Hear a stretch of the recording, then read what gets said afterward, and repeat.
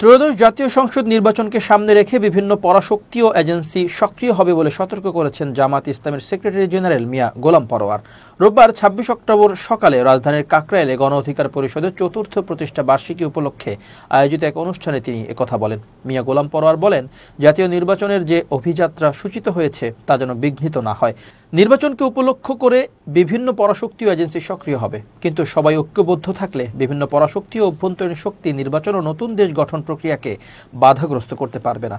সে সময় রাজনৈতিক মত পথের ভিন্নতা থাকলেও জাতীয় স্বার্থে দলগুলোকে ঐক্যবদ্ধ থাকার আহ্বান জানান গোলাম পরোয়ার।